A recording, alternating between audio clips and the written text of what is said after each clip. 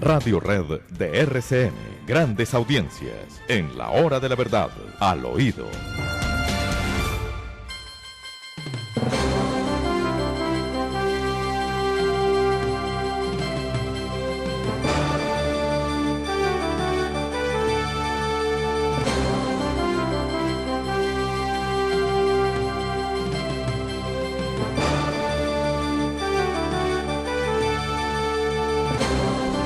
Bueno, don Nicolás Gómez, momento de hablar al oído, donde el chisme político se convierte en noticia.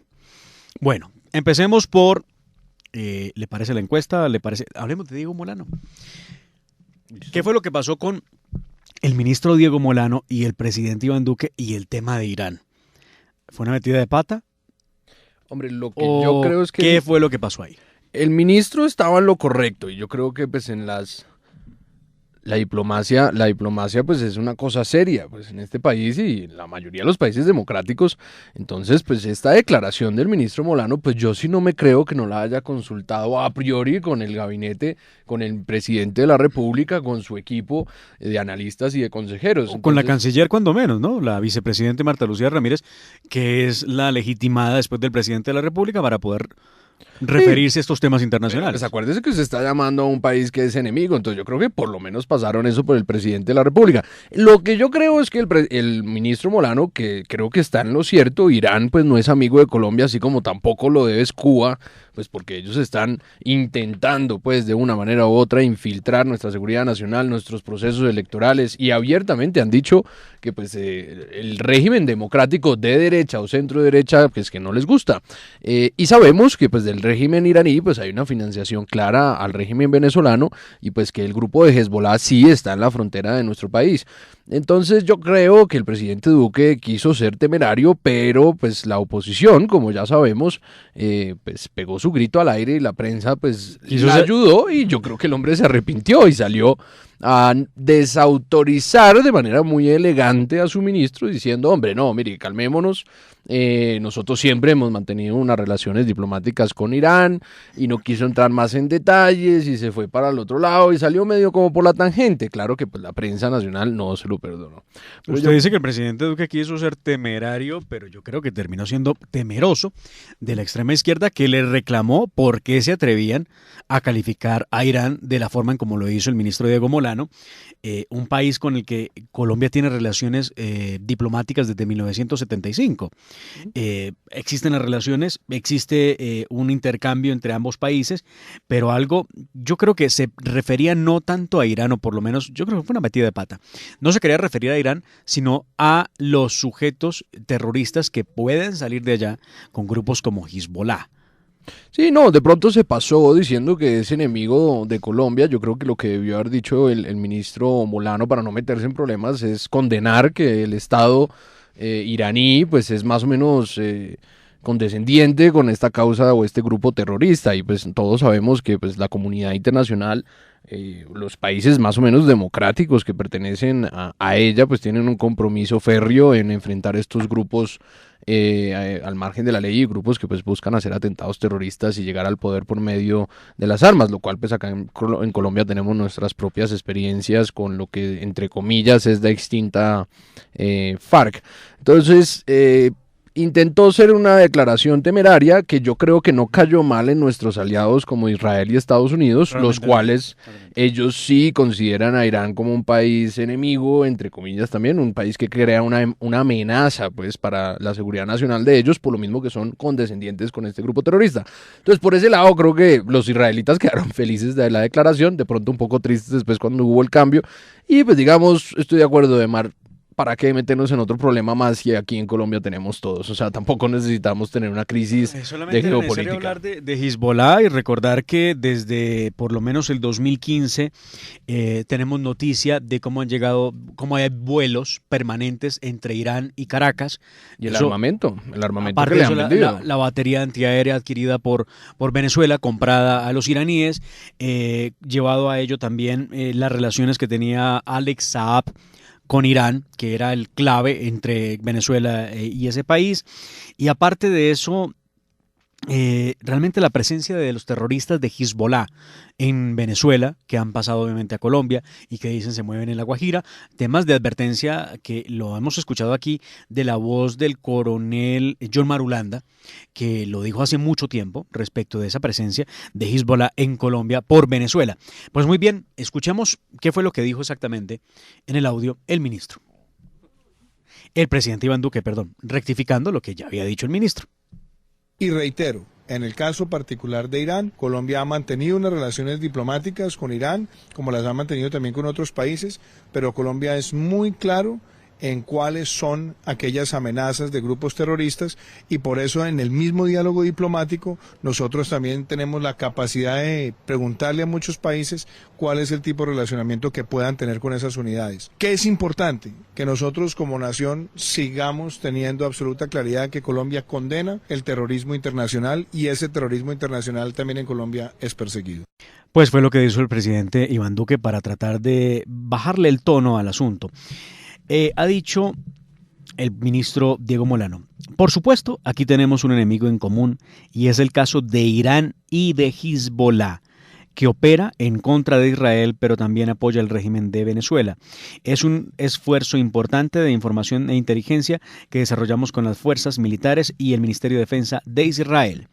Eso fue lo que dijo Diego Molano y esto fue lo que supuso la rectificación del presidente Iván Duque. Sí, rectificación plena, no hay duda ninguna. No fue lo que quiso decir el ministro, pero bueno, entendible. Vamos con otros hechos que son noticia. ¿Claudia López ya está en el Palacio de Líbano o sigue viajando por el mundo? La verdad no sé, dice que acaban de firmar un memorando con Barcelona mientras la capital está, ¿cómo decirlo, de mar? Hecha pedazos. Las calles están rotas. Vio el video de la persona de rines de lujo que iba en su pobre moto y cogió un hueco y lastimosamente un carro pasó por encima de él. Sí. Porque pues como la alcaldesa dice que quienes nos quejamos de los huecos pues somos personas que vamos solamente en autos de rines de lujo y que son los burócratas del país. Qué tristeza. Realmente un accidente horrible, muy desafortunado evidentemente, donde pues un vehículo por esquivar un hueco y sí hay una imprudencia del motociclista, porque el motociclista se mete por un lado del vehículo, por eso cuando él esquiva el hueco, le pega al motociclista, lamentablemente viene un carro en contrasentido, lo arrolla y pues hombre, termina con su vida. Esto es por cuenta de un hueco, de los miles de huecos que hay en Bogotá, en una malla vial que a la alcaldesa poco o nada le importa. Hombre, hubo imprudencia, pero yo el anterior día cogí un hueco y casi, literalmente me tocó bajarme a cambiar la llanta. Pues, no, o sea, sí, claro, no, pues todo el tiempo pasa. Tenaz. Entonces yo creo que acá la alcaldesa se le está olvidando, o sea, el que está por salir de la presidencia es Iván Duque, no la alcaldesa. Ya debería estar aquí gobernando porque pues Bogotá tiene uno que otro problema para atender, digo yo. Pues la seguridad, de pronto la generación de empleo, que pues en el país seguimos siendo la ciudad al parecer con empleos disponibles, pero un desempleo también creciente. Deberían volver de su gira diplomática en la cual pues vamos a preguntar con Demar con un derecho de petición que vamos a redactar en unos momentos, pues cuánto ha costado esa pequeña gira, ¿no? Porque es importante que el presidente maneje las relaciones internacionales y todo, pero me parece ya un poco excesivo. ¿Sabe? Bueno, no sé por temas de autonomía, pero creería que sí, que el avión presidencial tiene la autonomía para poder ir a Europa y regresar. Es que no es el presidencial, es el Júpiter, no, es el de la Fuerza Aérea un poco más grande. El avión más grande que tiene la Fuerza Aérea. Pues, porque cantidad de gente. De pronto había tanta gente en el avión que Molano no encontró al presidente, el presidente no encontró a Molano y no pudieron ponerse de acuerdo. Entonces de pronto eso fue lo que pasó.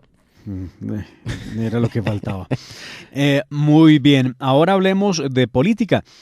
Llama la atención y aquí hemos estado analizando la más reciente encuesta de la que ya di su ficha técnica como corresponde aquí en La Hora de la Verdad, la más reciente encuesta de Carlos Ariel Sánchez, que es el hombre clave de esa empresa, que es TIC Encuestas, y el señor socio y muy cercano amigo de doctor Carlos Ariel Sánchez, Alfonso Portela. Muy bien. Una encuesta de un tamaño de 5.102 muestras, esto es interesante. Bastante grande. Es muy grande, sí señor. Centro Nacional de Consultoría lo ha hecho con más de 2.000, 2.200 y la otra de Atexco, el otro de la vi con 1.200. Encuestas pequeñas comparadas con esta, que es la más grande que hemos visto. 18.000 llamadas en total, 5.103 llamadas efectivas del tamaño que se sacó, 5.000 de ellas. Nivel de confianza el 96.8. Esta encuesta es reveladora, no me deja duda alguna. Primero porque confirma la tendencia de crecimiento la tendencia de baja de algunos candidatos. Y lo que más llama la atención de esa encuesta es el nivel de los indecisos, de la gente que no sabe por quién va a votar, de la gente que seguramente dice, venga, pero ¿para qué me pregunta a mí por un candidato si hay cerca de 54 o 56 candidatos presidenciales en Colombia? No, y hay muchas alianzas que yo creo que también confunden, que era lo otro que le quería comentar.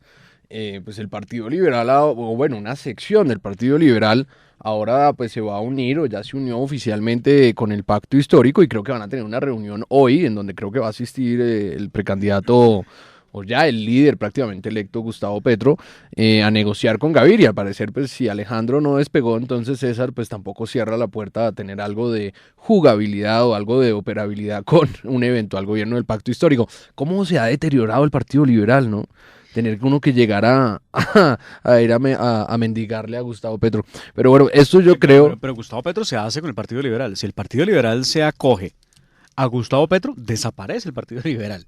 Bueno, pues ya está desapareciendo de por sí solo. Desaparece un poquito más. De pronto es para robar lo último que quede, antes de que los últimos ladrillos caigan en la cabeza de César. Pero pues yo creo que esta 58,69 de Mar también se explica porque estas confusiones, como por ejemplo un partido de establecimiento tradicional en nuestra democracia, en nuestra historia democrática, pues se está pasando al grupo de los comunistas, socialistas, castrochavistas de Gustavo Petro. Entonces, pues claro, la gente dice, hombre, pues yo era liberal de toda la vida, pero pues me queda difícil votar hoy. ¿Por quién? Porque no se sabe si entonces Alejandro va a terminar de vicepresidente o ministro de Petro, o si Roy Barreras entonces cambia para el otro lado, y este Velasco que pues aparece de vez en cuando. Entonces yo creo que esto causa confusión. Acordémonos que falta por definirse la coalición del Centro Democrático, que será el 22 de noviembre. Eso yo creo que va a decantar un poco los votos. La coalición de la Esperanza no ha sido muy clara, no como el Centro Democrático en decir, oiga, en esta fecha vamos a tener ya tenemos un mecanismo muy claro y en esta fecha vamos a tener un candidato. Sí, yo no sé usted qué opina, Aymar, pero siguen como diluyendo la cosa, como de pronto para darle un poco más de ventaja a Sergio o si Galán realmente despega. Entonces ahí hay otra toma de decisión para un grande sector de la sociedad que pues apoya o cree o se afilia o quiere estar con la gente de la coalición de la Esperanza, que pues es la renovación liberal al mejor estilo, los mismos pero con diferente color, porque pues ya como también hoy había una noticia, pues al parecer Juan Fernando Cristo sigue haciendo política de la buena, política de la tradicional en su departamento. Mientras Juan Fernando Cristo, exministro del presidente Juan Manuel Santos, hace política e insiste en su idea de llegar a ser candidato presidencial, Humberto de la Calle entendió que definitivamente no tiene 2 votos en la vida. Y por eso mismo se retira. Algo sensato, pues después de esa endeudada tan hijo de madre que se pegó. Pero vea usted, se retira del embeleco de ser precandidato presidencial. Pero exige a la coalición de la Esperanza que sea la cabeza que lo pongan de cabeza de lista al Senado. Yo no sé si... No, ganan por todo lado. Acuérdense que no solamente ellos, sino también en muchas coaliciones, pues todos hacen su precandidatura para catapultar su Senado. Entonces, pues de pronto ya Humberto dijo, hombre, no, de pronto no me voy a hacer el gasto 2 veces y sabiamente me retiro antes de que Cristo se me retire antes que yo y me coja la cabeza. Eso puede ser por ahí. Entonces... pues sí, vamos a ver qué pasa con la coalición de la Esperanza. Creo que si no definen, si no se reinventan, si no cambian un poco el discurso, si no traen algo de renovación o innovación en su quehacer político en esta contienda, pues sí, seguirán bajando de Mar, porque en esta encuesta por lo menos sí se desinflan bastante y hay otros candidatos como María Fernanda Cabal que aumentan y Federico Gutiérrez que pasa a Sergio Fajardo, que se vuelven pues un poco... más serios, digamos, con alguna posibilidad más cercana a vencer a Gustavo Petro, que se desinfla por 8 puntos. Acuérdense que estaba figurando cerca del 19%. El 19.7. Sí, bueno, en una encuesta totalmente diferente por el tamaño de la muestra, pero que decimos, cuando se habla de más de 5.000 personas, es una muestra importante. Semana nos ha prometido una encuesta con Centro Nacional de Consultoría que está rondando las 20.000 encuestas. Esto va a ser muy interesante. Esa va a ser un poco cada vez más exacta, la margen de error comienza a reducirse. Claro, totalmente. Vamos a ver qué pasa allí. Aquí quedan muy mal, de hecho, el precandidato presidencial Oscar Iván Zuluaga aparece con el 0,66%. Juan Manuel Galán, que siempre está ubicado entre el 6 y el 7%. No, y que sorprendió, la última vez subió Ahí. casi como hasta Sí, 10, sí. estaba postulando más o menos en segundos, se desinfla radicalmente. Impresionante. Los otros, Ruiz Barreras, Miguel Ceballos, Enrique Peñalosa. Bueno, No, Enrique pues Peñalosa ya- también cae. Eso es como yo digo, ya es ponerles un cariñito, pero pues ya 0,06 es que... Y no me pregunte por el nivel de asertividad y de No. margen de error, Porque porque ya pues... se bloquean más o Quedan- menos quedan en desde... Y es curioso que en los nombres, más o menos en donde estamos viendo acá las gráficas con nuestro apreciado decano de Mar, hay otro que postulan 1,69 que solamente dice otro. Es rarísimo, sí. Que eso no lo habíamos visto. Ya sé cuál es el otro. ¿Sabe quién es el otro? El otro es, por ejemplo, Claudia López, Álvaro Uribe. Son otros personajes de la vida nacional De la vida que la nacional. gente dice, contesta, porque como es abierta, Ujú. ¿cierto? Puede decir el nombre del que efectivamente es precandidato. No le dicen, de Voto esta por el que baraja me de diga Uribe. 53, exactamente, Voto de esta por el- baraja de 53, ¿cuál quiere que usted sea presidente? Pero no le imponen a usted la baraja, sino que usted le preguntan quién quiere que sea presidente o quién cree usted que va a ser el presidente. Y usted dice cualquier nombre, por eso aparece otros. Y en ese otros, vuelvo y le repito, aparece Claudia López, aparece el presidente Uribe, aparecen algunos senadores Deben actualmente. estar todos los caudillos, Germán Vargas, César Sí, aparecen Gaviria, todos ellos. Sí, sí, sí. Pero bueno, faltó aclarar eso. Una recomendación a los que hicieron la encuesta, valdría la pena poner que otro es eso. No, al final de la encuesta aparece ese Ya están cuadro. todas las especificaciones. Sí, al final de la encuesta aparece otros candidatos. Aparece Uribe de derecha, aparece Carlos Amaya, bueno, ese es candidato. Augusto López, aparece el que diga Uribe, aparece alguno que sea de derecha, o aparece otro menos que sea Petro, otro que dice privado. Oiga, Ademar, y hay otra cosa curiosa, si usted baja, acá dice porcentaje de intención de votos por candidatos por estrato socioeconómico nacional. Si usted mira estos datos que nos dan aquí, los indecisos, se divide obviamente para que nuestros oyentes puedan entender en estrato 1, 2, 3, 4, 5 y 6. Los mayores que son indecisos es el estrato 1, 2 y 3. Que yo creo que vale la pena resaltar eso. Quiere decir que de pronto Sí, los no, candidatos no, no han no, sido no, efectivos no. en llegar a ciertos... No es tan como lo plantea Petro, que los más pobres y necesitados del país están No, con él. mire que los que van a votar por Petro están en estrato 3, estrato 4 y estrato 5. Con Federico Gutiérrez perdura en el estrato 6. Eso sí es curioso, al parecer Federico pues lleva la delantera en el estrato socioeconómico pues más alto. Fajardo también, solamente estrato 4, 5 y 6, muy uniandinos. Y María Fernanda Cabal en el estrato 5 resalta muy alto y el resto los tiene más bien como parejos abajo. Alejandro Gaviria igual que Fajardo, estratos 4, 5 y 6. Rodolfo más o menos logra una clase media estrato 3, que eso también yo creo que es bastante relevante y así más o menos se ve el panorama. Es interesante esa división de Mar porque nos dice cómo están pensando los diferentes grupos que existen dentro del, pues obviamente a nivel nacional. Divididos por estrato socioeconómico, que yo creo que es algo que vale la pena analizar, porque entonces el discurso de Petro de que el pueblo está con él, pues tampoco es que sea muy cierto. Exactamente, eso desvirtúa. Y por último, a partir del 13 de noviembre empieza el sondeo del Partido Centro Democrático para determinar quién va a ser su único candidato. Interesante porque son momentos en los que vamos a ver la definición, que esto se vuelve emocionante. Cada día que pasa es un día más emocionante que el otro por cuenta de esa definición. Y tendremos que ver cómo se cuadra después de que el centro defina su candidato, lo que es la coalición de lo que se llama a grandes rasgos de la derecha o de la libertad que le puso Oscar Iván ¿Sabe Zuluaga. qué me preocupa más todavía? ¿Qué? Que el pacto que hay entre los precandidatos de la derecha en el Partido Centro Democrático y los de centro también, porque son de centro algunos de ellos, cumplan realmente con la idea de respetar al que gane y lo apoye. Esperemos que así sea. He visto algunas posturas tan radicales, tan complejas frente al otro, Yo creo que los que me candidatos... preocupa que termine la gente dividiendo internamente el partido. Acá además yo creo que debemos comenzar a hablar algo de responsabilidad nacional. O sea, tienen que dejar los egos una vez electos los candidatos únicos por el bienestar del país, hombre, para impedir que pues el castrochavismo llegue a gobernar a Colombia y pues que... Esperemos que sea así como usted lo plantea y no terminemos en manos... Sin embargo, ¿sabe quién me preocupa gravemente? Una iniciativa que me acabo de acordar de Dilian Francisca, en donde ella dice que ella se va a una coalición eventual, pero sin el uribismo. Como pura estrategia para dividir el voto de derecha, hacerle el favor a Petro, es que ellos son así, ellos comen con el mejor postor. Entonces yo creo que eso es lo que hay que tener muchísimo cuidado y poderlo evitar. Bueno, porque no le veo de dónde la baronesa electoral del Valle para que logre esas ideas. Vamos a hablar de elecciones y esta vez no en Colombia, sino en Nicaragua. Está con nosotros el doctor Manuel Camilo González, internacionalista, profesor de la Escuela de Política y Relaciones Internacionales de la Universidad Sergio Arboleda, magíster en Ciencia Política de la Universidad de Salamanca.